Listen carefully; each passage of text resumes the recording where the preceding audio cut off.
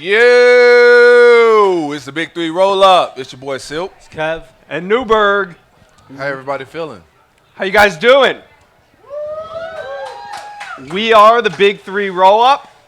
We're a podcast out of the state of Florida covering the big three teams in Florida: Florida State, Miami, and Florida. The flagship.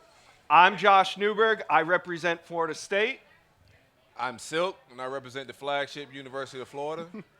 And I'm Kev, and I represent Miami. So we want to welcome you all to SeaWorld. We're out here at Flamecraft Bar at the waterfront. If you guys are at SeaWorld or in the Orlando area, please come out. Come hang out with us. Hanging out.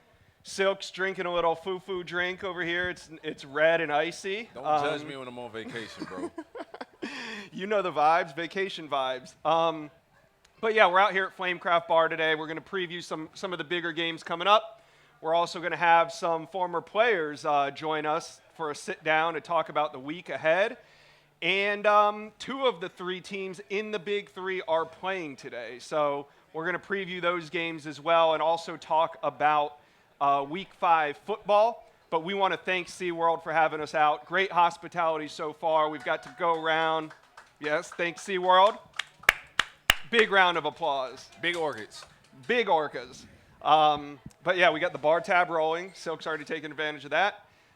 Food on the way. I got no complaints. We're going to get this little show started. How far out are we from game time? Like, we're about an hour and a half out. So we're going to talk Big Three football right now, get it out of the way. UF plays Towson. That's Towson without an N. We on the show this week, we had a couple complications with pronouncing the team Towson. Yeah, you almost said it again. But we didn't really have complications. It was Berg saying we had complications and Berg doing it again. Well, I thought I heard You had complications. I thought I heard Corey throw an N in there, but I was mistaken. Yeah, I'm a Corey in case like Berg think we're real friends in real life. He calls me by my real name. But no, I had no problem with Towson, man. Like you had the problem, you threw it in my vocabulary, but I didn't throw it out there like that. So do you think UF's going to have any problems with Towson? No, it should be a breeze today. We should come out there, get some work done, get the first-team guys in to get some points. I expect Cal Trash to play a turnover-free game, get the run game going. It's been one of our hiccups is run blocking and creating space for the running back. So I expect us to work on some things in the run game and also blow them out, get the backup some playing time early in the second half. Now, we having burgers today? We definitely having burgers. We should serve up some 40 burgers. I expect us to blow them out. And if we score 80, I think Kyle Trask can enter this Heisman race. How y'all feeling? I got a real question. I get getting the backups in against Towson, but next week you play probably the best front seven in college football in Auburn. That's why they got to get the backups in, bro. No, I think that they need reps. Because that's been the hiccup, right? The run blocking. Yeah, you got to get those. Yeah, I agree with you. We need all the reps as possible, but you also got to avoid injuries before getting into serious SEC play. So, and your depth matters as well because you got to have those guys ready to play. Definitely in SEC play. You got to be more than one deep in SEC play to survive it. Nobody's making it to Atlanta with just a one. So I get what you're saying. We do need to clean some things up with the first team, but we also got to get our backups in and get them some reps. Yeah. Offensive line may play a little longer than the rest of the starters. Yeah, I want to talk. We talked about the run game a little bit on the show, and you also hit on it with Stadium and Gale. P. Ryan, is he going to be the guy? I mean, heading into SEC play, is he going to be the workhorse? I think he's going to be the workhorse until he isn't. I don't see until he's fumbling or just making mental mistakes in pass blocking or something like that. He's going to be the guy because he's earned that spot.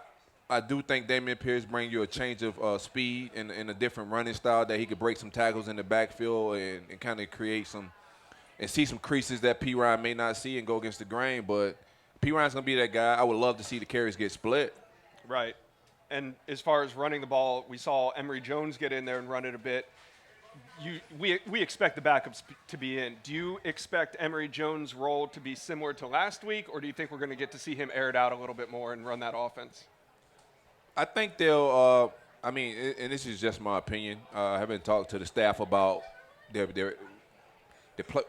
play calling load or anything like that. But I think he gets in just the same as last week, fairly early in the second quarter. You get some running looks, but I also do think he'll get some passing down. I think it was pretty much even. I just think in the first half He only ran it. he only ran the ball, but he did get some throwing plays in the second half, and it was kind of even with the plays that Dan called for him. But I think it'll be a little bit more the same.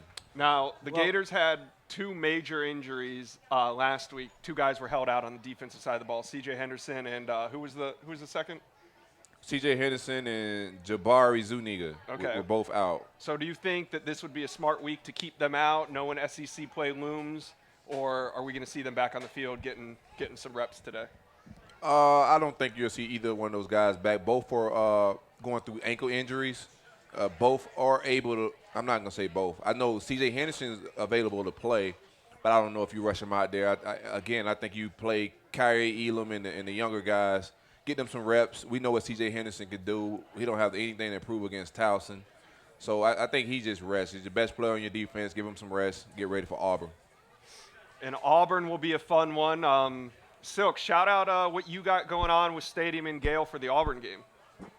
Stadium and Gale. We got a tailgate. We're playing Auburn next week, August 5th. It'll be homecoming in Gainesville, of course. Me and my man Ahmad Black from the Stadium and Gale podcast will be out there doing – we were doing a tailgate, but now it's a party bus bar crawl with games and different things at different bars in Gainesville next week. So we partner with some guys that are in Gainesville that do party bus events.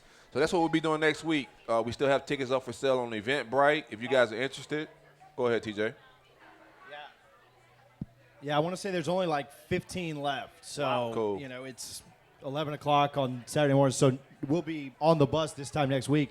You got 15 tickets left. So whoever's kind of out there, you better run and get them fast. Yeah, it's 15 tickets left. There's nothing I can do once they sold out. It's a bus. It's not like a tailgate. We can squeeze some people in and figure out that it's still sponsored by Larry Subs. So food will still be provided by Larry Stubbs. Drinks, beverages, and vices will be provided by Jan Stevenson. Hall of Famer. Hall of Fame golf. No Hall of big Famer. deal. Yeah, no big deal. Just another one. But, yeah, y'all pull up next week, Auburn. I'm looking at the live stream, you guys. We have this going on Patreon, the Big 3 Roll Patreon. It's going live stream right now. We got some comments. Cam's in here. What a do, baby. Let's go. Big vacation vibes. Silk over here with those. Great quality so far. Meal plan vibes. Kev. Absolutely. If you're not taking advantage of the meal plan, you are doing SeaWorld wrong. Yeah, I'm just telling you, bro. You go over here, they got a I don't know all the names, bro. Just trust me when I tell you. I don't drink, so I do the food thing, and It's the greatest deal in it really the park. is. It really is. This is the greatest deal in Orlando. All right, we got a question The here whole for Silk. Orlando, all of it. We got a question here for Silk.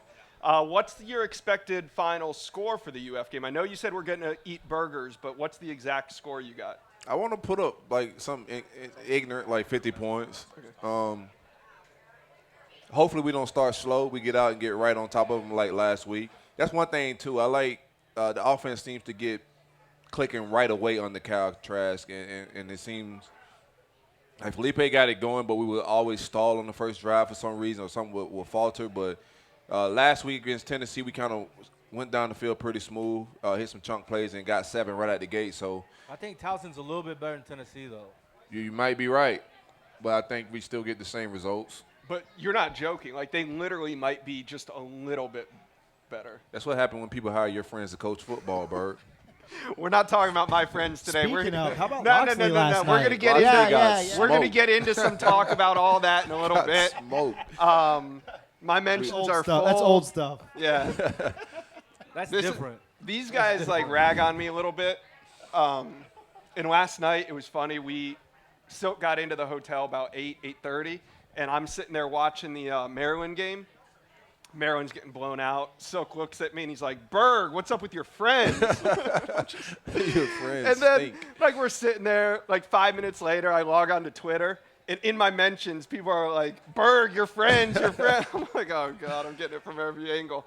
I should have picked my friend though. That's why I made a mistake. I should have took your strategy and went with Juwan Sider in Penn State. Right. But And I picked Penn State. I didn't even go with my friend. Yeah. I had a bail on him. We are the Big Three Roll-Up. We're out here at SeaWorld.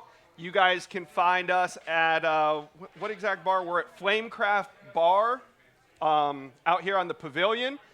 Today is also Craft Beer Fest. I'm sure TJ's going to make his way over to check out Craft Beer Fest. So big crafts. a lot going on here at SeaWorld today. If you're in the area or if you're at the park, come hang out. Big vacation vibes over here. Kev, well, we'll talk Miami later because Miami's on a bye week. But I got lose. TJ here, so we're going to talk FSU. The talk all week. Can somebody grab me a craft beer if that's what we're going to do? Chug it real quick. You need something Josh, stronger than a somebody. beer. Grab me one. I'm just going to pour it on my You head. got anything that makes Willie a better coach back there? Kev, by your logic, we're 1-0. We're having a great last great week's- week being Last 1-0. week's over. Last week's over. Last week is over. Season just I know we got bigger expectations over here. Jeez. So, speaking of FSU, Blackman starting? Yeah, that's the talk. So, as we know, last week James Blackman went down. Third quarter of the Louisville game, Alex Hornibrook, grad transfer from Wisconsin, filled in. Did a pretty good job. Went 15 to 22 for 155 yards, threw 2 touchdowns. One went to Tamari and Terry for over, I think it was a 68-yard play. So he came in and made it happen. On Sunday, Noles 24/7 reported that James Blackman had a MCL strain and was listed as day-to-day. Early in the week, it did not look like he would play. He's progressed. Willie Taggart and the Florida State Seminoles dropped their depth chart this morning, listing James Blackman as the starter. So it does look like we're going to see James Blackman start against NC State. I fully expect to see Hornibrook at least get something similar to what we saw last week, where he came in before James was hurt and got the third series. I think Hornibrook comes in again and gets somewhere a series within the first 5 drives. But it looks like this is James Blackman's game to start and probably to finish. TJ, I know a lot of FSU fans are kind of torn over this. Are you surprised that only 5 games into the season, people are already excited to see who the backup quarterback is?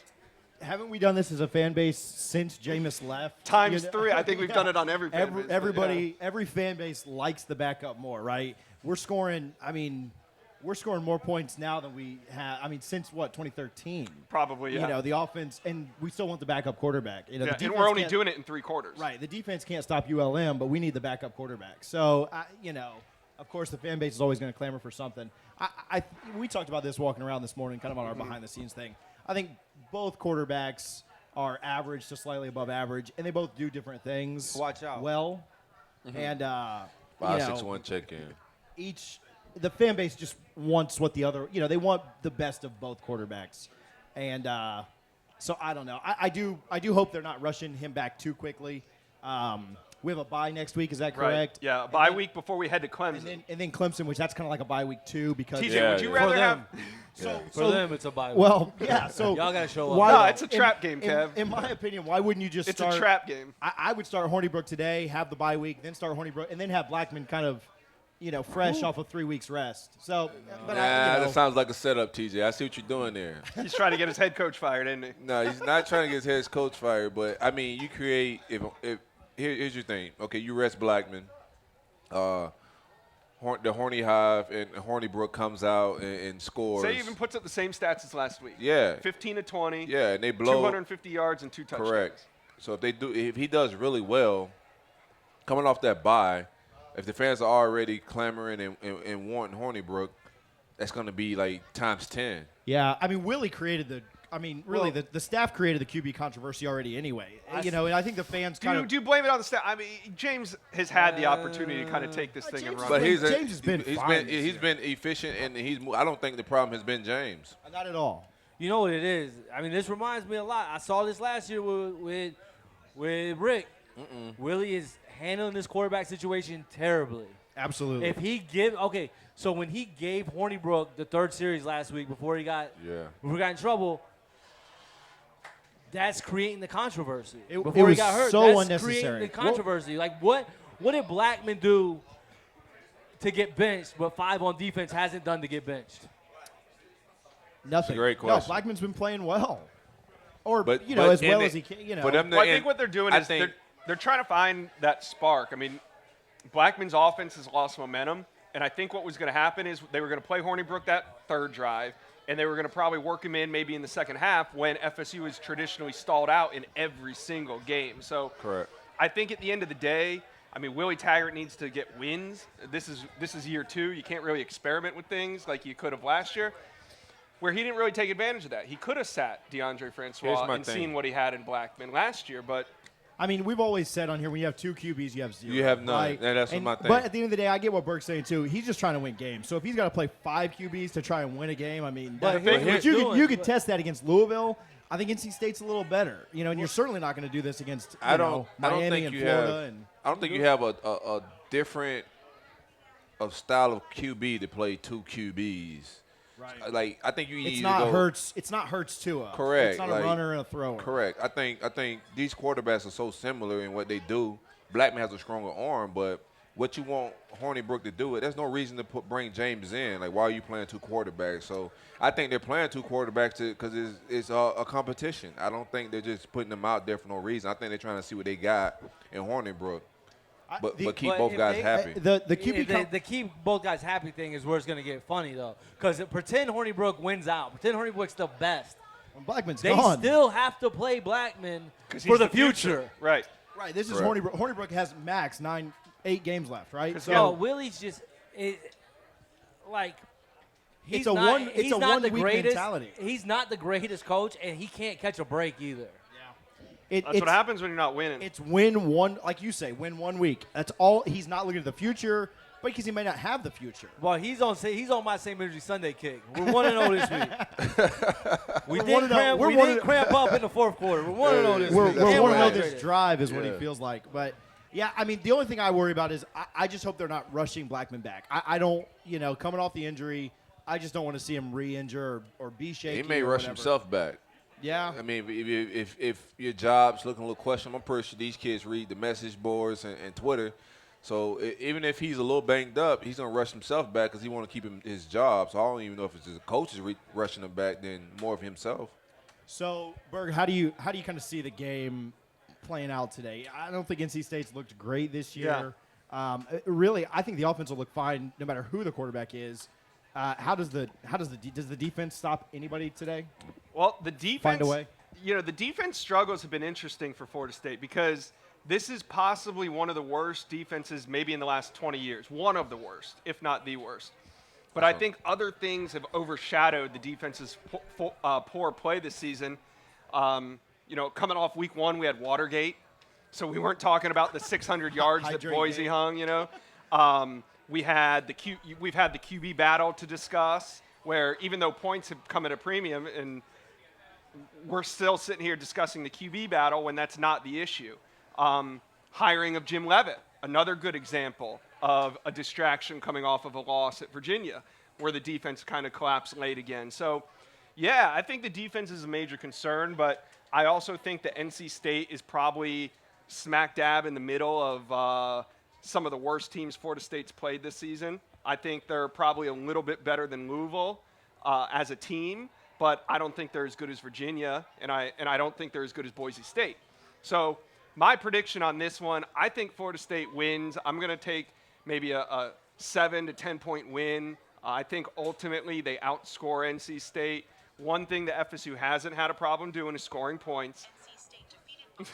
Thank you, Siri. Thanks, Siri. And I don't think NC State's going to be able to score with them. I think it'll be close, but I do have FSU winning this one. I see Richie over there shaking his head yes. Shout out the Rollcast. Rollcast Richie out here with us at SeaWorld. Got some bad news, Richie. So, do we take another big lead I and, then, will- and blow it again?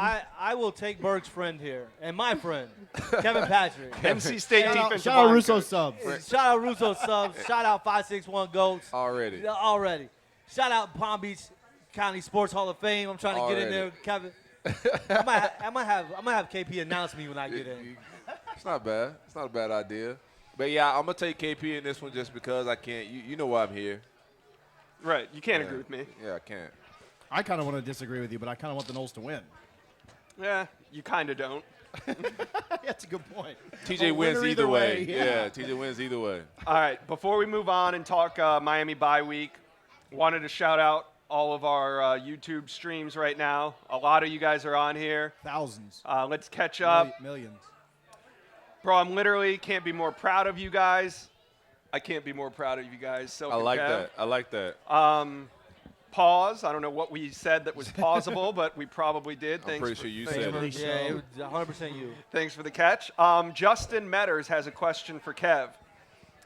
Did Kev see Chance Williams suplex Newberg's guy Jeff Sims?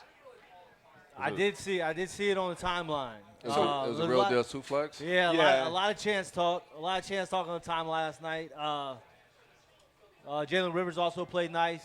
We got some in Oakleaf, man. Keep the Oakleaf pipeline alive. So I think later on today, me and Kev are going to reenact the Chance Williams Jeff Sims suplex. I'm gonna feed Berg to the orcas. He's going to suplex me right into the orchid tank. All right, so let's talk Miami bye week. Kev, I know you're 1-0, even though you're not 1-0, but you're 1-0 in your own head. Tell us how you feel during this bye week, and how is it different from the last bye week? Miami's coming off a win last week against Central Michigan. It kind of felt like a loss. Played Central Michigan real close. Offense still wasn't what you want to see. Last night, Miami's next week's opponent, Virginia Tech, went out and got drubbed by Duke. I do not expect that same Virginia Tech team to show up in Miami next week, though. Got basketball schools just doing what they want to do in the ACC. In football. It's amazing. Virginia Tech will give Miami its best game of the season, just like they always do. Miami always plays that game kind of close. Miami, when they can't convert third downs and how their offensive line playing, we're going to play every game close. So just because you saw Duke kill Virginia Tech, I wouldn't expect that next week. Talk to me on Wednesday when we record the show. I'm probably going to pick a blowout. But right now, you just got to get better than the bye week, man. Like, Miami needed this bye week. And here it is. Yeah, they did. And one of the things Miami got to do during the bye week is recruit. I got some information here, Kev. Just hold on. No. Manny Diaz, the head coach of the Canes, was at Oakleaf. So he was there to see Chance Williams, And Jalen Rivers. defensive end commit, Jalen Rivers, one of the most important offensive lineman commits in Miami's class. Manny getting out there during the bye week shows who's a priority, right? Well, yeah, you got to get better in the trenches. Manny was there. Well, now that you got McLeod coming back, because that was your other weakness, was linebackers. So now you got McLeod coming back. That kind of eases the load on the linebacker recruiting. I would go all in Nah, on you still offensive got to line. recruit the same. I mean, he's a guy that's going to, No, a I feel freshman you. coming in don't affect No. McLeod. Right, but I feel you. But just where they are on the offensive line, I know we were also in Alabama seeing Dazzlin Washington, the former Alabama commit wide receiver. Miami's out recruiting right now, which they should be. Yeah, and here I got some more recruiting info for you. Banda, Coach Banda, the defensive backs coach, was at the Hialeah Pace game. He was there to see four-star FSU commit Jalen Harrell, who plays for Hialeah, and also Pace. Now he was probably doing some future scouting. Pace has a couple 2022 studs. Running back coach Eric Hickson, he was at Vanguard High School to see three-star commit Antonio Smith, and also 2021 prospects Bryce Langston and Trevante Rucker. So Rucker. how do you like Miami recruiting right now? Well, Miami's class is almost full, man. I mean, what's Miami sitting at? It's going to 20? empty out a little bit. I mean, I think it'll thin out a little bit. What do you think on the 2020 class? On the 2020 class, I mean, it looked like Miami was setting themselves up, like you said, to have a solid class and only have to add a couple pieces. But I do think if this Miami season goes the way that we kind of anticipate, having an eight-win season, somewhere in that range, then, yeah, they're going to probably lose a couple spots. So there might be some more. But I think Miami, much like FSU, really has to improve in the trenches. Like Florida State's class the last 2 years, I've been saying this. I don't care what they land at the top. I'm only really judging the class by what they land in the trenches at this point, right? Here's my question for both of you guys. Any guys that are committed to you guys that you're like nervous about losing? I'm not. In a weird way, Florida State has had 0 decommitments. They have 21 committed prospects for the 2020 class. They're going to take somewhere in the 25 to 27 range. So they have 5 or 6 spots remaining. I think here's my rebuttal to that. Last year, you guys, the problem wasn't keeping decommits during the season or anything like that. It came down to signing day down the stretch. Do you see that possibly being a thing down the stretch? Yeah, I mean, if we're going to speculate. I'll tell you this. For me, if Jaden Francois, DB, if he gets the green light from Ohio State, I think he'll go. I don't think he's got it right now. All right, so for me, if you're looking at the top of the commit list, right, you're looking at Damori Tate out of Freedom Orlando. We spoke to him a week ago, and he said it's always been his dream to play at Florida State. He's not going anywhere else regardless of the coaches. So you take him at his word moving forward. Jalen Knighton. Now, Jalen Knighton's one that could have some options. I don't think he stays. His Deerfield Beach team isn't having the greatest senior season for him, but he's still one of the truly elite offensive talents in the state. In that case, he'll be primed to come to Florida State then. Like he'll feel right at home. Might get tired of losing. Well, hey, we know. Let's break it down though. Why is Jalen Knighton at Florida State? Because he wasn't a take for Clemson, right? I think he's still. I don't know what Willie did to get him, but I think and then it came down to Miami, but in Miami too. And he Correct. chose Florida State over Miami. I don't Correct. see him going to Miami, so I think you're right. Who could be the one to come in and shake it up? Maybe Ohio State, but with the season they're having, do you think they go all the way to Florida to get Jalen Knighton, or do you think that they swing at bigger I targets? think he's good enough talent with somebody like a big team is going to want Jalen Knighton, and I think if Willie don't win, he got to get like 8 games, man, to like salvage the class and keep the class together. I think you jeopardize losing your skill positions as well, which he's doing pretty good at. I'm going to say pretty good. He's doing good at skill positions, but he's struggling in the trenches. But I think Jalen Knight is going to look around, man. I think you'll see him start to take some visits here soon. The only nervousness I get from recruits is whether or not Taggart's going to be there next year. And He'll be there next year. Right. So that's not so. These kids. I mean, as recruits, they're gonna go with it. One guy I'll talk about right now, Malachi Weidman, 6'4", 180-pound wide receiver from Venice, Florida. Malachi Weidman has been a human highlight reel so far this season, and he committed to FSU early. Didn't play in the spring football because he's busy with basketball. So some teams they didn't know what he was, but he's having one heck of a senior year.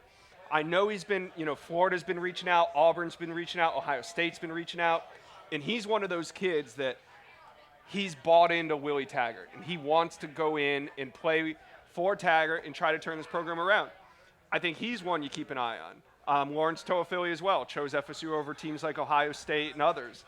But right now, based on what we know and what they're saying, nothing's shaking loose. So we'll have to pay attention to that moving forward.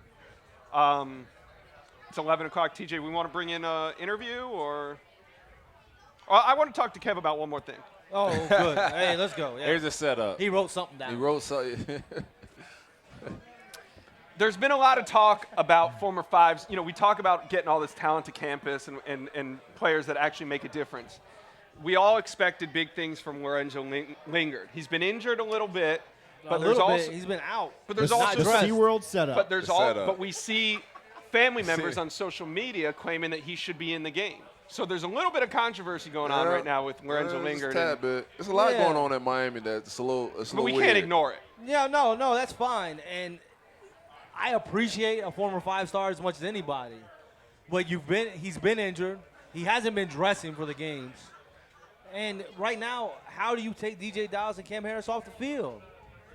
I hear you, but and I hear his family members. His family members are threatened, not that he's going to transfer, that he's going to quit playing football and just run track.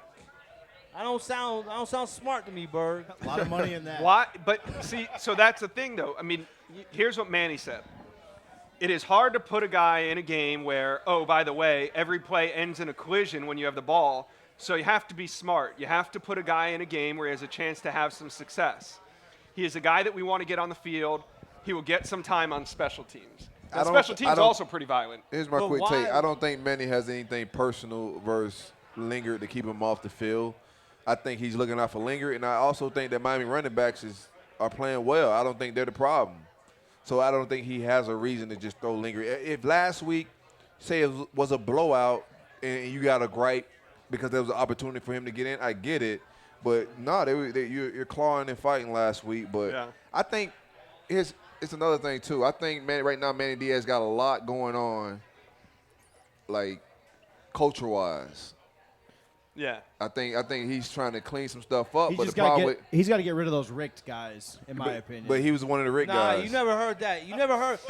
Nah, don't put that Once on he me. gets those ricked guys out of Don't here, put that on me because I heard a lot about those Jimbo guys, and those are your best players. They are the here's- best players. Wait till here's they the leave. thing. Here's the Wait till thing. Here's they the thing. leave. We're not Here's saying Willie. the Jimbo guys. be Here's why trouble when Willie those got a Jimbo better guys spot leave. than that. Willie can blame Jimbo because he wasn't there. If Manny comes and blame Rick, like, bro, you was in control of half of this. Half of the team. So I have a hard time listening. good ricked half. offensive guys. I have a hard The time. good half. I have a Right. hard. Can you give me that? I have But a hard- culture-wise, that's on the field. Can you give me that? I have a But hard culture-wise, time though. hearing Manny. He doesn't, though. Talk down on the culture that was there when he was there. Yeah, but he talked down on it when he was just the DC. He did. He That's did honest. I know he got. All right. He all got right. talked to. So is it safe? Can we end the argument now that we've been having for 2 years that Lorenzo Lingard's better than Cam Akers? Can we just bury that? Yeah, that's dead right That's now. dead. Cam looks good right now. We can Oh, take yeah, that off that's the dead. list. That's dead. I think Cam Scratch. Harris is better than Cam Akers. Hey, I'll tell you this. That's next. I'll tell you this. That's next. That's for What- another what's show. next? Another show. Getting Carroll Kev, City. getting Kev to admit that That's a Akers big is better step. than Lingard is the best win that you and I have had I since don't even Nemo know. left Like, Hey, can I get- that's in more about of his stubbornness in about than 18 anything. months. Hey, That's can our I get best Berg- win in the last Hey, 2 years. Can I get Berg to admit that Dalvin Cook is better than Cam Akers? He's the greatest running back to ever play at Florida State. Hey, Yeah, relax. but why was it? I like he Ward wasn't Dunn better never than, lived, bro. than Dalvin Cook. Berg's before. the one that No. Berg's the one that paused when you asked if Jimbo was better than Bonnie. Yeah, So, Berg don't like, got no his loyalty. opinion- Berg don't got no I mean, loyalty. you put him ahead of the GOAT. So, hey, do we want to grab Eric Wilbur real quick? You want to come in here and chat for a sec? Hollywood My man, Ahmad got- Black is on the phone, so maybe we'll get him in a minute. But You got to ask his let's get publicist Eric first. and- yeah, I'll switch out seats with you. and Come on, man. we'll You do got a quick beer in your interview hand. Come here. hang out, man. Hey guys, how's it going? What's up, Eric? How you doing? Sweating my butt off. Yeah, we are. And who's this pretty lady with you? This is Hadley. Hadley, say hi. Hi. And I have Hayden over there. She's probably gonna come running over in a minute. Oh, very There she good. is. So are you guys enjoying SeaWorld? Absolutely. Oh, Yes. What's the? Yes. Take over the show. Yes. There Let's you go. Tell me what's the greatest thing you've seen so Yeah, far? forget daddy. what's the greatest thing? We just got here not too long ago. We were Okay. sitting in traffic. We've seen traffic. That's what we've seen. But you're here repping your Gators. Absolutely. Can Got I the get a go jury on? Gators? Go Gators. And what is today? Game day. That's right. It's game day. Hey, Eric, real quick, what piece of jewelry you're flexing? What kind Oh, of it's the drip that 06 is? championship. I 06 I rock drip? it every once in a Just while. something Oh, light. okay. Just Yeah, something you know, light. the, You know. the Cracker Jack boxes now give out some great prizes. So You excited to see Kyle Trask in his second start here? I am. I'm interested to see, since it should be an easy game, hopefully they let him do a little bit more this week. Let him get a little more comfortable before we play Auburn. So I'm excited for it. What's practice week like when you got a game with Towson and a game with Auburn like looming overhead? What's practice week like? It's tough. The coaches try and stay real intense because they know that if you fall asleep that Right. something bad could happen. Hello. Just checking in. But a game like Towson is pretty easy. But if you're playing, no offense, but if you're playing like Vandy and then you have Auburn, that's the trap game. So is there any game planning for Auburn, or do we just wait till next week? No, so you're testing stuff out Right. against Auburn. Okay. So you're running plays, you're getting ready for Auburn. They're saying, hey, we can run this against Towson. They're never going to run those plays, but you're prepping for Auburn. Right. What's the importance also of, we were talking, balancing reps in games like this? Because on one hand, like Kev brought up, you want to make sure your guys are focused, on point, everything's clicking. But like Silk said, injuries. So how do you find that balance? Well, what I was saying is, your run game's been what needs the most rep. Your linemen, who to block, where to block, hit the holes. Auburn's got probably the best front seven in college football. Yep. So I think those one guys need more reps. I agree. I think it all depends on how the first half goes. The second half is your practice half. If you're up good in the first half, then you start doing your practice reps. If not, you better keep your guys in, make sure you win that game, and score some style points. Here, we got a question on YouTube. I'll let Silk and Eric answer this one. The number one position Florida has to improve in order to make a championship run. You want to go first, Eric? I think we got I'll the let same you answer. take it, and then I'll go. Offensive line. In particular, I would say the right tackle position. But overall, the whole offensive line got to play better for us to make it to Atlanta, let alone the college football playoffs. I agree with that. Offensive line is definitely there. I think that I would say running back, but I think that's a lot to do with the play calling, not necessarily the actual backs that Let me we hear have. that take. Yeah, go a let little me hear deeper that. on the run game struggles. Because we talked about that too. We're talented. We have the talent. I just feel like that we're not setting ourselves up either, running the ball to set up the pass or passing the ball to set up the run. We're not doing either one really right now. So we're doing ourselves a disservice across the board. But what I'll say, the position that needs to improve overall is DBs. Yeah. We need to tackle. I don't care what it is, what's going on. If our DBs can't tackle, we can't win. That's a real good point. Crazy to say that, looking at Ahmad and just the tradition of like some of the physicality of the UF Yeah, I think DBs. the biggest problem with the DBs, I've seen the physicality get better as the games went on. But I think a guy like Marco, who missed a whole fall, I think he's been missing more tackles than anybody. And also at the safety position, I would say Juwan Taylor struggled with tackling in space and coming downhill, hitting guys. But I think Juwan Taylor, you got a shoulder injury. You probably should be playing Brad Stewart and Sean Davis on the back end that'll clear up some of the missed tackles. Right. But I think Marco just missed a whole season in a spring football.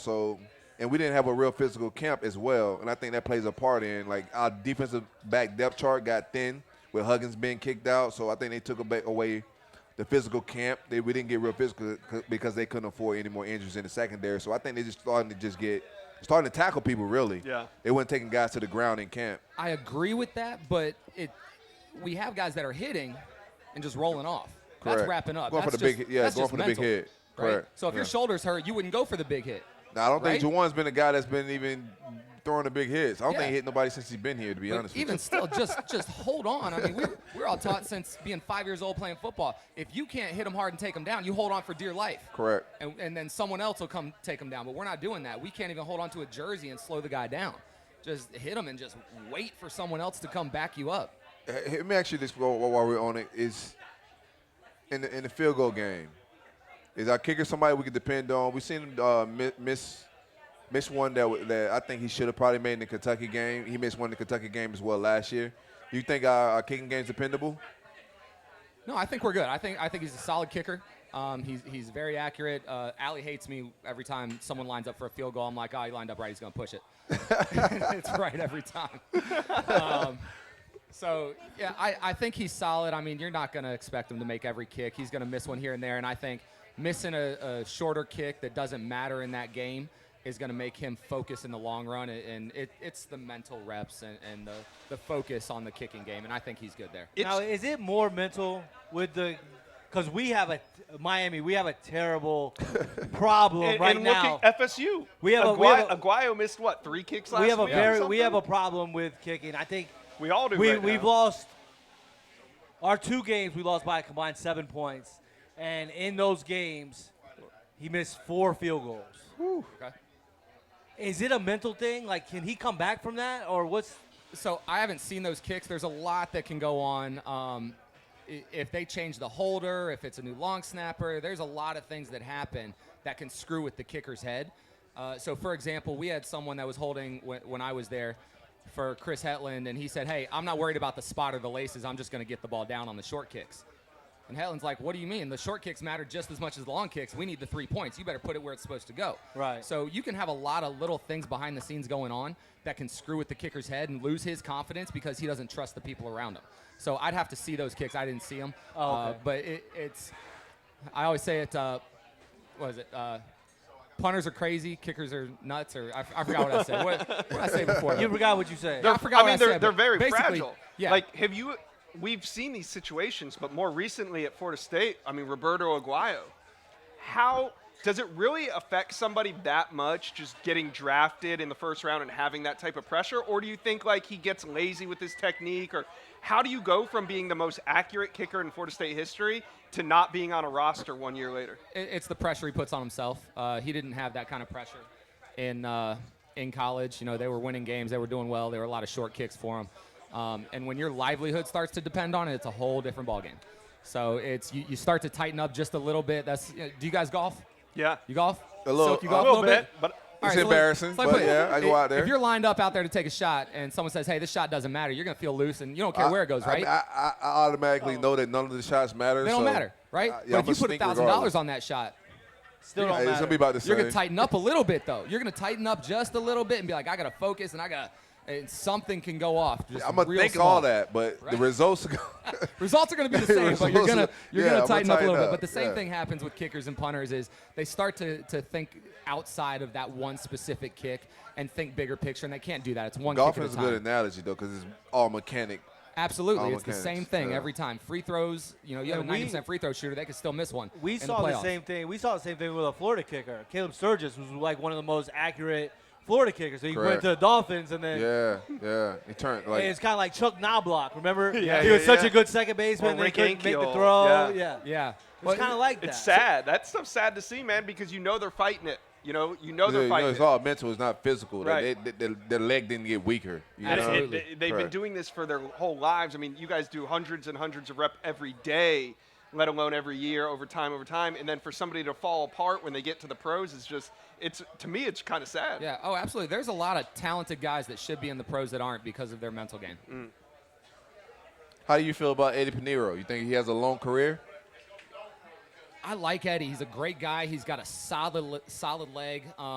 He kicks it a little low, and I think that's going to be something he has to fix in the NFL. He was able to get by with it in college. In the NFL, especially on those longer kicks, D linemen, they're bigger, they're faster, they can jump higher, so you got to get the ball up quick. So he's going to fix that, but I think he could have a real long career. Now, in a pro city, like, do kickers not want to play in a city like Chicago, in Windy City? Hell no. You don't care? No. Oh, you don't No, want to play they don't there? want to play there. Okay. Go put me in a dome somewhere. Put half my Yeah. games in a dome, and I'm Yeah. golden.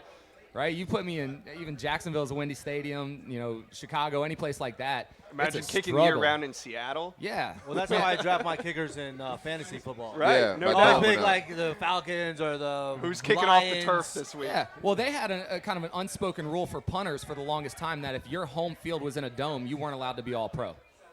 Oh, okay. It's not fair. Yeah. So, but that rule broke a few years ago, but it was I kind can, of I can see why they do that. So what's your feel on the team now that Kyle Trask is at the helm? I don't think we lose much production. Oh, well, we had this discussion on the podcast. Do you think there's a drop off from Kyle from Felipe Franks to Kyle Trask? I don't think there's a drop off because I think Trask makes better reads. Okay. That's the biggest thing. So Franks, I think, is more talented. Okay. And I have full faith in Mullen that he thought he was putting the best player out there to win the games. Absolutely. On a talent level. But as far as the reads go and the plays that he's making and just if there's green grass in front of you, take it. If there's someone open 5 yards or you can throw it in double coverage 50 yards, take the 5. So that's where I think you're going to see an improvement is we're going to slowly march down the field and score points instead of just trying to go for big plays and get a lot of 3 and outs. He definitely will take the check down, but I think I don't know if he may do that better than, because I don't think Franks wants to do the check down. So I think he may do that better. Like the first read's not there, then he goes immediately to the check down. I don't know necessarily if he's really scanning the field per se. No, I don't think he's scanning the field. I just thinking he's reading from 1 to 2 better.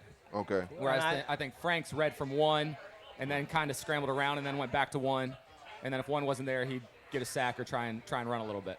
Well, and I think that's where having a coach like Dan Mullen is so valuable because I'm sure the offense there's not as many reads, So like Silk said, I don't think the production is going to drop off much, but I think there's a drop down in talent. Yeah, that's what he's saying. He's agreeing to that. Yeah, Yeah. absolutely. Franks is very talented. He's a talented guy. Otherwise, he wouldn't have been there. Big arm. God, I almost wanted to put money on him for the Heisman as the dark horse going into the season. And then I quickly pulled out of that race. Let's be once I saw he realistic wasn't here. on the Now list. you put it all in on Trask. Once Miami's quarterback, who wasn't even starting, was still on the list and Franks wasn't there, I was like, all right, I won't do that. I'm with it, man. So how you think we finish this up, man? I don't think Georgia is the juggernaut everybody's made them out to be. I think they're vulnerable in a lot of positions. I think it's going to be more of a game than people think it is. I think we got an opportunity to upset something in Jacksonville. What's your feel on that game in the season? That game is, I think, easier based on last year and based on Mullen's focus for that game. I think the games we have a better chance of losing are Auburn and LSU. We got to focus on those, and I have a sore spot in my heart playing Auburn from what I happened to me in 2006 when I dropped that punt. So I hope game days at the Auburn game, I want to walk around with a sign. They got to be. It's a top they 10 have to, matchup. right? It got to be. It's better than Ohio State, Nebraska. Definitely. But, yeah, I think Georgia's going to be tough because Georgia feels like they deserve to be in the championship now. Kirby Smart's a great coach. They're very talented. I think we can beat them easier than we can beat Auburn or LSU right now. Okay, cool. So what you got record-wise? You still don't – you change your preseason prediction, or you still guys on the same pace with Kyle Trask at the helm? Honestly, I think we do better with Trask in there because we don't lose a game we're supposed to win. That's typically what happens. When we have a great team, we somehow lose one of the games we're supposed to win. Last year against Kentucky. Should not have lost that game, right? Correct. But something happens. But I think with Trask in there, and I think Trask has a better focus and a better mentality than Franks does. So he's going to make sure the team stays on point. Whereas Franks would not do that, I don't think. So I think we're probably in a better spot now than we were as far as the overall season goes. I like it, man. You out here kicking with the family. Got a little Always. I national got the championship family. drip on. So tell me, you got 2 young girls. What's game day tradition at your house like? Because they already know what game day is. Oh, yeah. They wake up. They come in our room, jump around. It's game day. It's game day. Let's get to it. As soon as game day comes on, it's on the TV. And then probably about 4 o'clock, they start saying, can we watch something other than football? I'm like, no, it's game day. You go. They just like the hype. Yeah. You Yeah, got like, go outside, that do same energy. something. The same energy you woke up with. That's cool. Keep that Well, all day. man, we appreciate you coming out here to SeaWorld and spending the day with us. Hope everybody has a fun time. Thank you so much. I appreciate Yeah, it, man. guys. Thanks a lot, Absolutely. man. Go Gators. Go Gators. And we are out here at SeaWorld. We're at the Flamecraft Bar at the waterfront. Hollywood. I just had them bring me one of Silk's. So here we are. Yeah, man, the foo-foo. Big yeah, daiquiris. I'm a little embarrassed to drink this in public Y'all got an umbrella? on a live stream, but Yeah, we need an Yeah, umbrella. they need orange. hey, Yeah. don't give me no. I don't want no fruit, no umbrella. Like It's this good is- though. Like, you got the fruit. You're more foo-foo than me. It's good. I didn't even ask for it. I just can't Let's believe get they got some straws here. Shout out to Hollywood Black for coming over here. All right, so right now we're sitting down. We got another guest. Shout out to former Gator All-American Ahmad Black.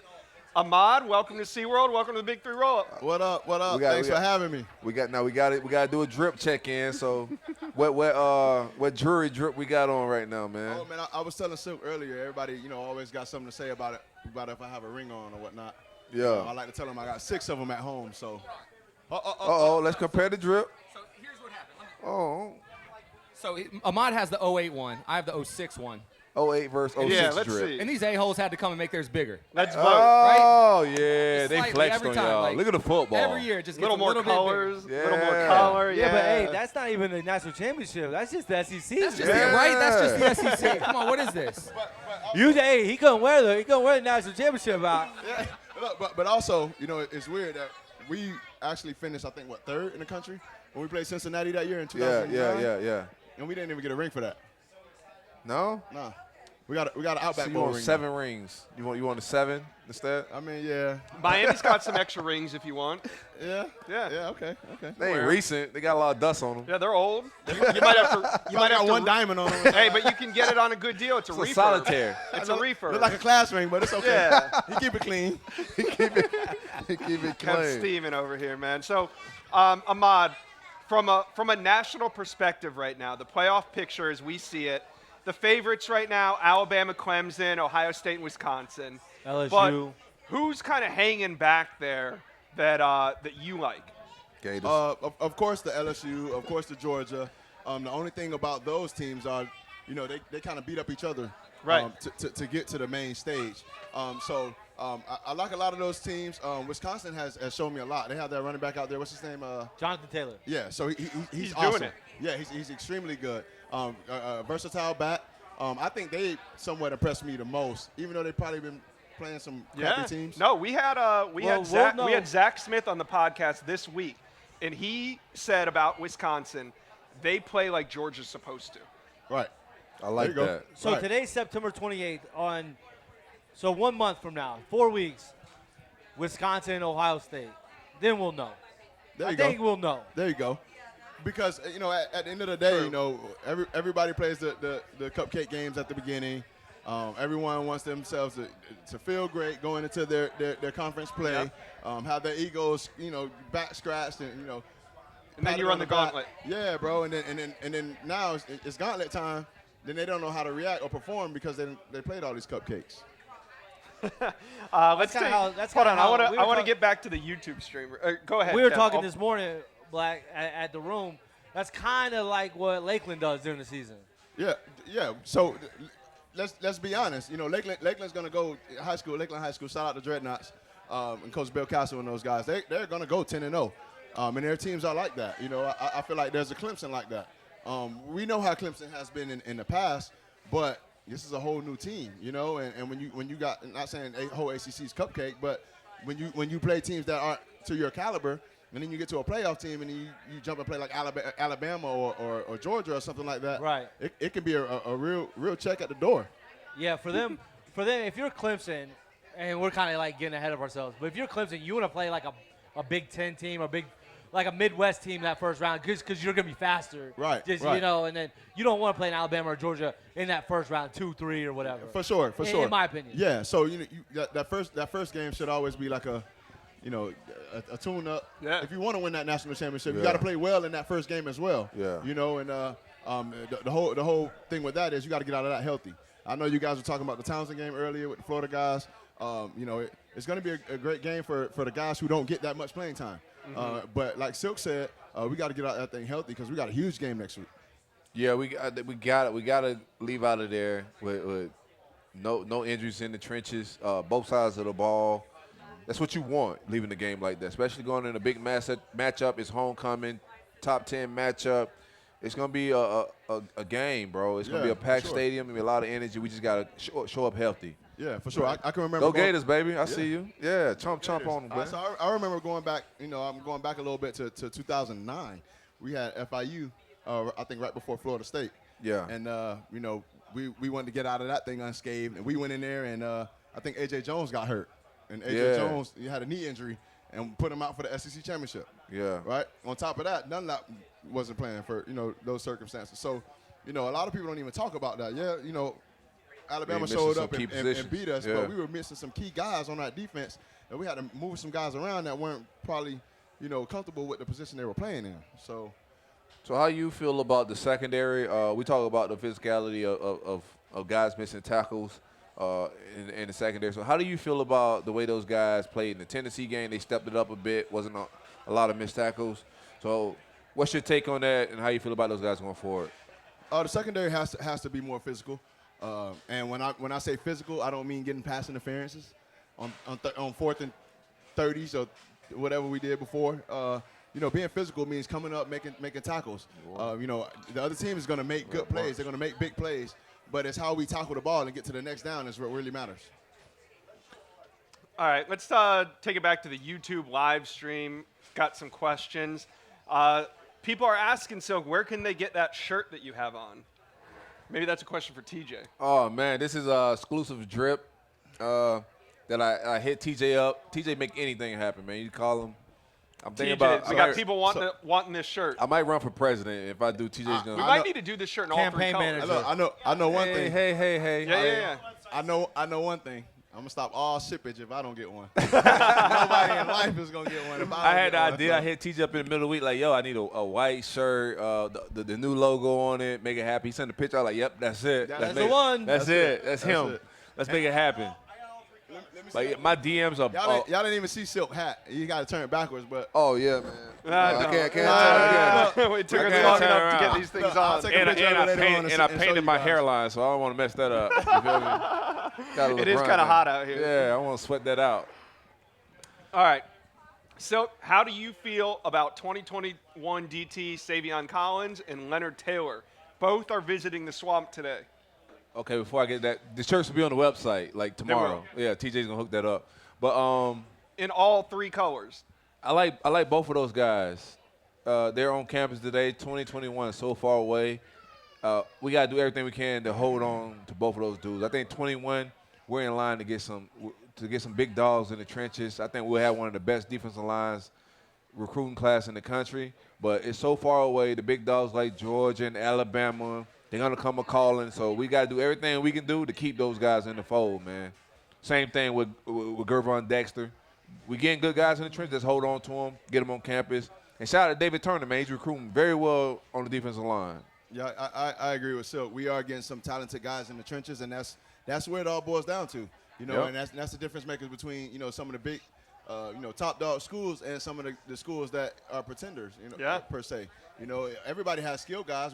We can all find somebody that can run fast and catch a ball, but who can withstand 4 quarters of pounding in the trenches? And that's what changes it. I watched it when Jimbo Fisher took over at Florida State. Jimbo Fisher, offensive guru. He's the QB god, all this stuff. Well, guess what he did? He went out and landed Timmy Jernigan, Eddie Goldman, Marvin Wilson. You're talking number 1 defensive tackles at their position, one after another after another. Because I don't care how good you call plays, you got to get stops. That's You it. got to get stops. That's For it. sure. So, at the end of the day, like in these big name conferences, we got to say ACC, SEC, these kind of somewhat on the East Coast, we play a lot of defense. Now when you go to the West side a little bit, that's where it's more. And they want to call themselves the best until they play somebody with some defense, Right. And they can't score no points. So Yeah, it's a different that's physical why. standpoint. That's why maybe we haven't seen it on the field, like Georgia being as dominant as Right. people would like to see them, how they recruited. But that offensive line, they got some dudes. Yeah. So they're going to control that side of the ball almost every week. Right. And that gives them a chance every single week. Right. I mean, they do have some talented guys on that offensive line. They're huge. They can move. Yeah, they got some mobile guys up there. We just got to try to match the tempo. Right. We got to bring in match that energy, the same caliber guys that they're bringing in on the offensive line. We have to do that on the defensive line. Absolutely. And that's the biggest issue. I mean, Alabama has skilled guys. They have great quarterback. They have good wide receivers, good running backs. But how good is your offensive line? Yeah. I don't care how good your running back is. If you can't move nobody off the ball, Correct. you're not going to get anything. We are the Big 3 Rollup. We're out here at SeaWorld. If you guys aren't familiar with us, we are the one-stop shop for college football inside the state of Florida. I'm Josh Newberg. I cover Florida State. This is my man Silk. Who do you cover? Who do you represent? The prestigious University of Florida, the flagship, of course. And we got Kev. Kev represent 2001 Miami. Just say to you, man. Just Yeah. But You we know want- why I'm here. You know why. You know why I'm here. We're out here at Flamecraft Bar at the waterfront down at SeaWorld. Everything's going great. Just having a good time. Got to see some of the animals and manatees and whatnot. Berg energy was not the same. Not the same. Oh, come on. Not Stop. the same as the show. I'm just a guest. We're gonna talk about it on the podcast. Oh, we're definitely but going to talk about Yeah, it. we can't talk about it here. He was Tarzan He was- on the podcast last week, but he showed up to SeaWorld like Jane. Nah, look. Not he true. was smoky. Not He's true. got mind control. He's got Not mind true, control man. over Debo. You got to. There's something to being open to seeing different sides of everything, Kev. Wait till I tell his girl. You can't just be hard-headed all the time. Wait till I tell his girl. Well, it's also great. I know it's a little bit off subject, but it's also great to see the improvement SeaWorld has made. Yeah. and where they, how they were where we were kids to how they are now. It's much different, but it's also improved. Correct. But it's a beautiful day out here, man. We all got our families out here. I know Ahmad's got his daughter out here and his wife. Yep. I got my wife and my 2 kids. They're in Sesame Street World right now, I think, with Silk's wife and their kids. It's a good day, man. And Bert's just lonely, crotchety type. My girlfriend didn't even come. She's back at the hotel. She didn't want to come support me. No, I'm kidding. She is here. She might be at the store buying my boy Berg some drip. That is what is happening. He trying to fool us, but he really Yeah, we know what he's doing. he really on the podcast and getting dripped out at the same time. I feel him. We got a question for Ahmad coming through our YouTube link. Why hasn't Jawan Taylor been as productive as the younger guys? Oh, all right. I mean, I love Jawan Taylor. He's a great guy. Throw that disclaimer out there, bro. I do the same my thing. God. Yeah, I love Jawan Taylor. I've heard this one. He's one of the guys that I got close to when I got back, in 2017 with McElwain's staff. But I just think that shoulder injury is still nagging him. Yeah. And he had that, 2-3 years ago that he's still kind of somewhat nursing. I think he wears a red jersey in practice still, so I'm not sure if they're trying to protect it or is he still hurting from it? What do you think, so? Just from somebody like I got a messed up shoulder right now, but shoulders are fragile. I think once you go through that rehab, I think he's favoring it a little bit and don't want to throw that thing out there. And that safety, you gotta be ready to get in a car crash. You're a crash dummy. You know what I'm saying? You gotta run that alley and ready to eliminate big run plays. And I just don't see that from Jawan Taylor right now. I think he's favoring that shoulder. I don't think he want to do any big collisions with it. And I think that's the problem with him right now. I don't think like he has a problem with getting to the hole or anything like that. It's a want-to thing with safety or linebacker coming downhill. Yeah, you gotta want to get in the collision. If you don't want to get in the collision, you're playing the wrong position. So what Silk saying basically, how I played is I always wanted to go attack the runner or the ball carrier before they got a full steam ahead. You get what I'm saying? I hear you. Yeah. So shout out to Brandon Spikes. Spikes used to always tell me, make sure you get downhill. All right, because ultimately you got the problem is the ball. All right. So if I got an opportunity to shoot that gap and go catch you in the backfield for a loss of 2 or 3 yards, I'm going to do that. Or let you get a full steam ahead and run full speed, and then you gain a yard or two, but I tackle you. No, that's not the whole point. And then when guys break through the hole, my whole mindset was to make them think about breaking through that hole again, because I'm going to hurt you. I'm going to put my body on you when I get up. And bro. And one thing about it is, if you're a football player like that, running back on the other team, he watch film. Yeah. He know you're not willing to come downhill, so he don't have any regard to any safety coming downhill to cause any punishment. Right. If it's not on film. Right. Like he know it's sweet, so he's running wide open. So I just think like the younger guys just playing a little better. Mm-hmm. If they need to get spelled, Juwan can come in, but I think right now it needs to be Sean Davis and Brad Stewart. For sure. All right, we got a hashtag going called Ask Ahmad. How can Grantham I don't know what you say. Adjust probably, Berg. He just writes. It's probably an end in He Townsend. can't read. They probably put an He is end in right. Townsend, and he's like confused. Being a legend. Okay, so what he's asking is, how can Grantham, how can Grantham put 33 in coverage to where he's not a liability? Oh, All right? okay. So what we can do Trying with to that hide is, him. yeah, Who's so 33? not necessarily hide him. David Reese. Okay. Yeah, so I'm sorry, yeah, David Reese. So what we used to do is 2-on-1 the back. All right, the back got to go out left or right. You see what I'm saying? And wherever he go, that linebacker take him. Now, mind you, that also comes with if we're not getting a pass rush. If we're getting a pass rush, guess what that back has to do? Stay in there and chip and help. Yeah. So if we're not getting a pass rush, that's causing the back to go out anyway. All right, if you got a pass rush, that back got to stay back there. So if we're not getting no pass rush, that's how the quarterback has time enough to even have a route develop from out the backfield. Gotcha. So hold on, before we move on, is there any way he could get some double team help, maybe from a nickel, just from like the average fan that don't really know? Yeah. So what I mean by 2-on-1 is you have two linebackers on one running back. All right. And it'll be one on the left and it'll be one on the right. Right. And wherever he go, come out the backfield, that's who got him. The other one is playing over the ball or adding to the blitz. So I think that's a suggestion to kind of take that out the way. Also you got to kind of know what down and distance is. Yeah. You got to kind of know situations to know that they may want to do that.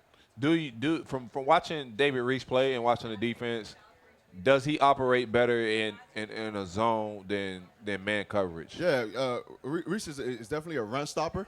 I think that's one of the things that the NFL teams are going to have questions about is if he actually can cover in the open field. So I think that's one of the things that they're going to want to try to see is if is he a liability in the pass defense or can he hold his own? Well, I'm saying, do you prefer him in a zone over a man? Yeah, Does he for does sure. one better than the other? Yeah, right now, yeah, for sure. Which one you think he does better, zone? Yeah, for sure. Okay. Because I like you got to understand, dog. When you get a linebacker on a running back, you can do a plethora of different things. You can bring him out and literally option route him to go opposite of where they're trying to make him. Gotcha. Where they're trying to make him go. So. Well, I think David Reese is kind of like an old school player. Maybe he's Right. 10, 12 Correct. years ahead of behind where he should have been. Like a Spikes or something like Oh, that. like yeah, a Zach or Smith. like Zach Thomas. Zach Thomas. I mean, I said Zach Zach Thomas Smith. type. But Zach Thomas is a good comparison. A great run stopper. Great run stopper. Always around the ball. Yeah. Correct. But But when we'll you get pass- lost in coverage. There Yeah. you go. There you go. There you And go. he can get guys lined up. He's the captain of the defense. He does a lot of things right. We're never bashing David Yeah, Reese. yeah. David It's Reese- just always Yeah. On and off the field, I think David Reese might be one of my top 3 players.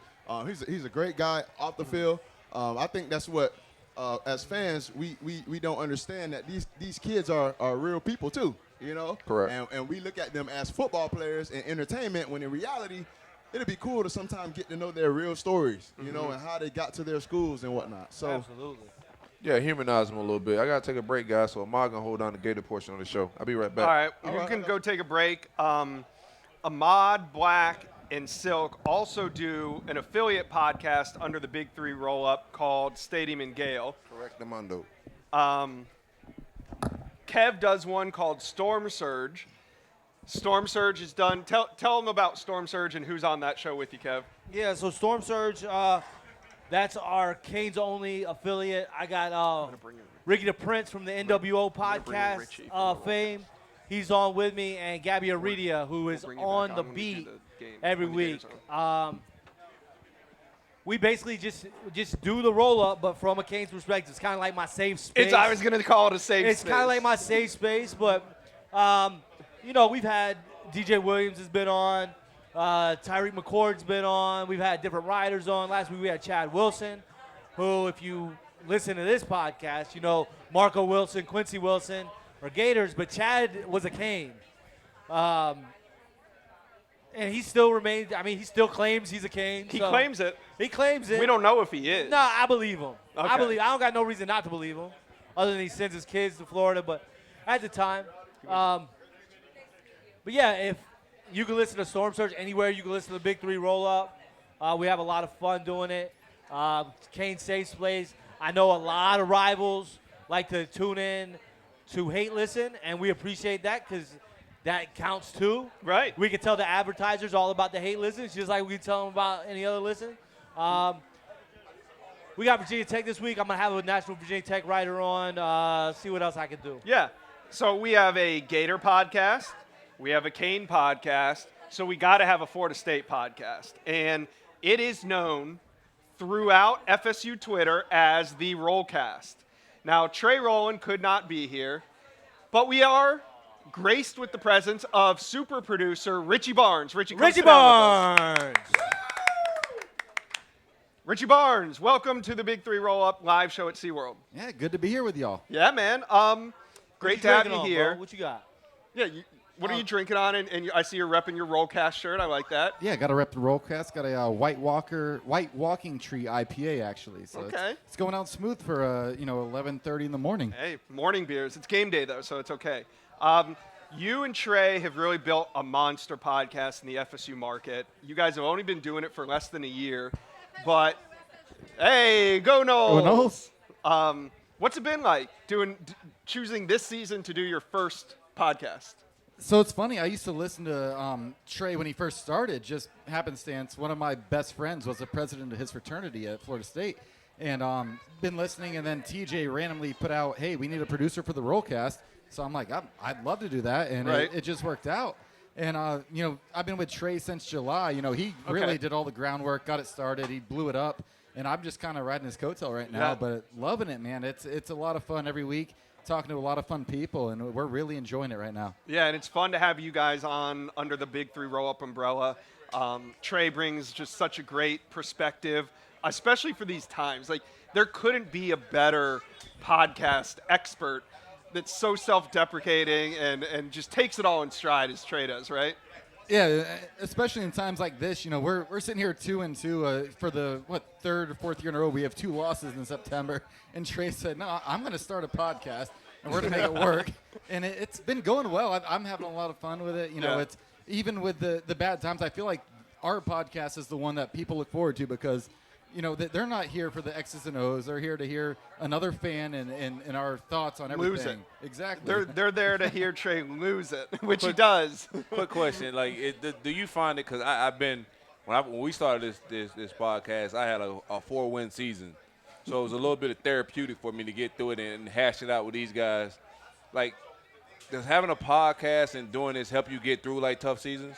It really does. You know, I'm a huge Florida State fan. I love talking Florida State football with as many people as possible. And it's basically an hour or two with Trey every Monday night we record. And it is therapeutic. It's nice to, get it off your chest, as you guys would say. And just, we're going through this together. We know college football is cyclical, and we're on the downside of it right now. You got to go through these times so you can enjoy the high times. I mean, Silk's out the other end of it, it seems, right now. So he's done his time. There's light at the end of the tunnel, bro. The tunnel may be long. Hey, I wish y'all started this in like 2010. Hey, ask Kev about tunnels with no light at the end of them. I'll be like, when I first came on Twitter and got really active, that's when Florida State was really good. And to be honest, I didn't even like TJ at the time.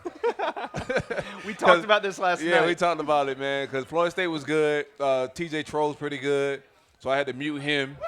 Yeah, it was rough. But now, like, TJ does his Twitter thing. He's pretty good at it, man, because now that Florida State stinks, now he's kind of in between, man, Yeah, so it's funny for me. So I started at Florida State in 2006, so I was the first graduating class that never saw us win an ACC championship. So my senior year, we lost to Florida, Miami, and USF. Jeez. So it was a bad time. And then, 2013 came. I was lucky. I went to like 9 games that year, including the championship. And now here we are. Yeah, it's roller unfortunate. coaster. So during your time on the podcast, who's been some of the great FSU players that you've had a chance to talk to? Well, first of all, we're in Orlando, so got to shout out Kenny Shaw. Right. He was actually the very first podcast I did was with Kenny Shaw, which was pretty awesome. And we've had a lot of great guests since then. I'd never thought. What's funny, when I was in college, I did some writing for Noles Digest on the Scout.com side, and Kenny Shaw, I interviewed him when he was at the Under Armour All-American game in St. Pete, and then I got to interview him again. On the podcast After his career's been over and he won a national championship, you were at the 10 years game. later, yeah. So it was pretty cool. So it's just been fun. I love being a part of it. Like I said, I just love talking Florida State football. Yeah. So Well, I find that Feel you. I know Florida State fans want everybody. They want the guys from the 93 team. They want the guy. But I really enjoy going back to my time there. So I was there from 2000 to 2005. So some of the guests that I've really enjoyed having on are like Greg Jones. We've had, who else have we had from that era? We had Chris Ricks, PK Sam, all these guys coming on, and you kind of replay things that like you were a part of. So I was on campus during the time when Ricks and was getting criticized for everything, and PK Sam kind of had some bad things to say. And we had PK Sam on the roll-up, and he wishes back then he knew what he knew now. And it's fun to get reflective on our times that we were there, and I see you guys doing that. I think it's awesome. But what's it like working with Trey Rowland? We got to know. Trey's crazy, man. Y'all know that. Like, Is it one take? Everything's in one take, or you got a lot of editing to do? Everything's a one take. love think it. I've done maybe close to 10 pods with him now. Yeah. And I think only maybe 1 or 2 I've had to edit, and it's very minimal. Like, it's very – Trey y'all know Trey. He's very straight to the point. He says what he says. Yeah, and he does that's say it. what he And says. It's like last week was easy. We recorded, done, upload, that's it. One Like, take love hold. it. I like that. I like Trey. I like the energy he brings. I think like he fits the whole energy of the Big Three roll up. He's gonna speak from emotions, and this is like we're not Xing the old guys. We get into that talk, but nobody wants to hear that. It's emotion, fan emotion, and Trey's excellent at that. Trey man. brings that emotion He every brings week. that. I love it. Speaking of emotion, as a fan, right now we think James Blackman might start after seeing Hornibrook last week. Where do you stand just as a fan? Who do you want to see start this game? So I honestly don't think there's any difference between James and Alex when it comes to the final record at the end of the season. I think they're both there's no adjusted wins above replacement. I like that take. But I do think with a bye week coming up, I'd like to see James get some rest, let him get healthy, see what we have with Hornibrook, and then go from there. But I'm either one that takes the field. I'm happy with it because I think they're both solid college quarterbacks. Right. They're not going to be in all the ACC or anything, but they're also not going to lose the game for you most weeks. So how you feeling about this game against NC State? I made my prediction. I thought maybe a 7 to 10 point win. Am I setting myself up for disappointment, or do you like where my head's at? So I did predict we'd lose to Virginia, which we did, so I want to get that out of the way so I don't get called a homer here. But I think we win big. I'm thinking like 41-20 type game. I Yeah. really The cushion like will be Florida real State. big after that one. I like that. I just think we don't have enough of a sample size for NC State yet. The one team they played, West Virginia, they were close for 3 quarters, and then West Virginia pulled away. But I do think Florida State. I just see them clicking for go. 4 quarters this way. Let's go. Hype him up, Berg. Hey, Let me ask you this. let's take that momentum into the donkey Hey, stomping yeah. we're going to get at Clemson. Be two. Have 2 weeks in a row of being 1-0. What's your take about? There's been both of you guys. I didn't ask Berg this last time. There's been a trend of turning safeties into linebackers. What's your real opinion on like these guys being like changed, the position being changed, and them playing a little opposition before they even really got to be developed? So I think it shows to a lack of recruiting the past few years, unfortunately. I do like Brennan Gant coming up and playing on the outside there. I think he's a thumper. He can hit. It's not his natural position, so it's not ideal, obviously. But you got to work with what you have. Get your best 11 on the field and hope it works out. And from there we'll see what happens. I'm not ideal. Obviously, I love Brennan Gant at strong safety. I think he's phenomenal out there.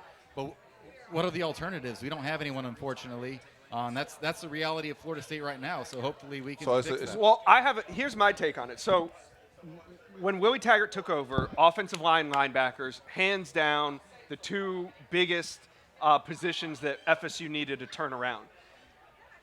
The staff and the message that we received after signing day was that they felt really good about this linebacker class. There was people in our market saying that FSU had flipped the linebacker room. So my question is, like, if they truly flipped it, then you would see some of these young guys that the staff was so high on, like a Jaleel McRae, like a Kevon Glenn, and like some of these guys maybe get on the field early. I still like the guys that I just mentioned, but I don't think that they are ready to play right now because we've seen some really bad play, but we've also seen some injuries, and we're still seeing Jaleel McRae get 3, 6, 7 snaps a game, not really playing the minutes that maybe we expect, especially after that spring game performance. Well, that's the thing. The spring, all we heard was Jaleel McRae, and then the spring game he showed out and had an amazing game. Had an intercept, had a great spring game. So part of me wonders is how much of it is Harlan Barnett. We switched from a 4-3 to a 3-4. That's not his defense. He's never coached that before. Now he's trying to coach it. Now he's got, the guy who's going to take his job sitting behind him. So it's that whole defensive room. It's just a mess right now. We'll see. I think the bye week, hopefully we get some clarity heading into, the massacre in Death Valley, and then we'll go from there. The death in Death Valley. We're really going to put the death in Death Valley, something like that, yeah. I think if you get the big upset today against NC State, you should feel real good about going into that Clemson game. That'd be the first 2-game ACC win streak since 2016 for Florida State. I did not know that, but thank you for alarming me with those facts. Arming me with those facts. All right, well, we're going to get out of here in about 10 minutes, so thank you, Richie. I hope you hang out. We're gonna watch some of the games here in a couple hours. Rollcast. Hey, man. Is it roll or row? It's roll. Roll. I did it on Blame purpose, Kev. Trey's ancestors, as Silk says. Yeah, why they add a W in there, bro? That's weird. I mean, I got a K at the Trey's beginning of last my name, name. so I can't judge. Canoles. That's how you pronounce that? Canoles. Canoles, yeah. All right, well, get thank you, that. Richie, man. We'll Thanks cut for you with hanging a out. spoon. TJ's on his 7th craft beer. Are we going to get the good TJ or the watered down TJ? No, I right think now? St. Mary's Sunday is going to be great tonight. I think when we watch the Florida State game later, we'll get the. I think- Hey, caller. No, I think Willard! I think TJ's on the same plan as me. Is the wife is in attendance? Yeah, Miami fans are calling St. Mary's Sunday. Better hope that we don't win tonight because every question's again going to be, you got less wins than Willard, and there's a problem here. All right, so TJ, the fine people at SeaWorld are having us out here today. How did we get hooked up with this? Why are we at SeaWorld right now? Yeah, so big shout out to my guy, Josh Greenberg. Who Basically my cousin. I mean, the birds. Green and Berg. Yeah, The birds. Josh and Berg. Yeah. Josh and Bird. His name's Josh Greenberg. They're like fraternal twins. He's at got to this be point. related in some He's got fashion. better hair. I don't think so. Shorter hair. Yeah, much better Just hair. because it's shorter don't mean it's better. It does mean that in this case. Josh That's not what she Josh said. would be pissed off at me if I gave him a shout out because he likes to be behind the scenes. But huge shout out to my guy Josh Greenberg. He reached out to me a few months ago to kind of set all this up, and Oh, we got the game. Oh, day. they're they're picking picking FSU. Yeah, Yeah. we'll pause real quick. Hey. So Oh, we got the goat on the TV. Desmond has FSU. Gabrielle Who is Union that? We got and Dwayne Dwayne Wade Wade. have Shout out, Gabrielle FSU. Union. Lee Corso's a homer. He's got FSU. Shout out to the first family of Miami. Kirk Herbstreit is Is it an taking- FSU Hey. sweep? FSU On sweep. game day, we are losing. Do you know what that? Yeah, I was gonna say FSU sweep. Bye. means NC State's Bye. probably gonna win this game. That's now. a 3-time champion, baby. Yeah, that's a scoring champ. Why? Usually, She's gonna agree with him. Here's my question. Why are they on it? Like usually they have somebody from like a fan of a team. Right, it's Nebraska versus Oh, they Ohio say Gabrielle State. Union's a huge fan of Nebraska. I don't know why. Big Nebraska Oh, fan. Nebraska. So How wait, did- Gabrielle Union, they're just riding Gabrielle Union's coattails, Dwayne Wade is? Wade is. Yeah, No, Wade is not wearing that stuff. that's embarrassing. He went to Marquette, bro. Yeah. He don't got no allegiance in this. So They just got an intramural anyway, team. back. So shout out Josh Greenberg. He reached out to me a couple of months ago Cousin. and said we want to do a live show with the podcast. Get and you I was some just like, Bergs in your us life. at SeaWorld, like, I mean, I didn't even take it seriously, but then talk started happening and we put it together. So shout out SeaWorld. I mean, they took us on a behind the scenes this morning. I know our wives and families got to go a little bit farther than we did because we were setting up, but really cool experience. This has been a ton of fun. So if you're watching, if you're in the local area, they've got a craft beer festival going on now. I believe it's every weekend for the next couple of weeks. Today is Wear Your College Colors today at SeaWorld. So Kev's got his green on, orange and blue here. Silk, I got garnet and gold on. Berg is being neutral because he doesn't want to support his friends. That's not true. And so, Yeah, I don't know what. Like, yeah. Who dressed Thank you for repping the brand, I guess. But We got. Anyway, so we gotta fun get you time a, out here at a SeaWorld.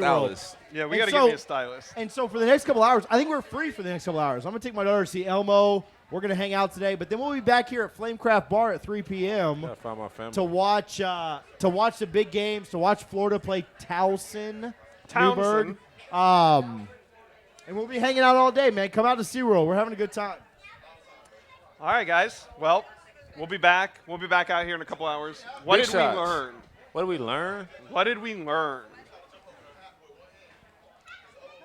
Okay, what did you learn today, man? What did So I far, learn? I haven't learned a whole lot because games got to get played. But what did you learn from sitting here today? I learned that this morning when we went behind the scenes, they put lettuce into a PVC pipe, and that's where the manatees eat. That was pretty. Big that was pretty nutrition. cool. Big Big. nutrition over here. They Big keep it greens. green, just like silk. Got to keep it green. I'll see what you. He wrote that one down while the I see what manatees he were did eating. there. What'd you learn, Berg? What did I learn? It's like literally what I learned. I learned that me and Silk can put a pretty good show on drinking daiquiris. Think we should make this like a regular Stop telling thing. people we drinking daiquiris. Berg's so They proud can of that. see it. This They is can video. see it. It's a We're wine on a live punch, bro. stream. I try to be a manly man on this show, so While you sip your daiquiri, show me how you do that. I wanted some whiskey, but it's too early for that. I really do get applaud. judged. I do applaud us. I do applaud SeaWorld for having the paper straws. We're not trying to kill any sea turtles while we're out here. Hey. I'm gonna tell you what I learned. I learned that Berg energy wasn't the same as it was on the podcast this week. We got a chance to go behind the scenes, and You told me to be respectful. I didn't tell you Nah, anything. bro. Hey, let's You had a lot of takes about. No, Yeah, I'm not gonna go there, Kev. I'm respectful. See? But Berg energy wasn't the same as it was on the podcast. He came out here and didn't have a whole lot of questions. So I don't know what he gonna tell y'all on the podcast this week. To be honest with you. Same energy, SeaWorld. You'll have to wait. All right, we out That's the name here. of All right, show. Get out guys. We here. appreciate you. Let's We'll be enjoy back the in a park a little little bit. We'll be back. We'll be back at 3 o'clock. What's up, We my man? are out here. Hanging out. Thanks, guys. All right.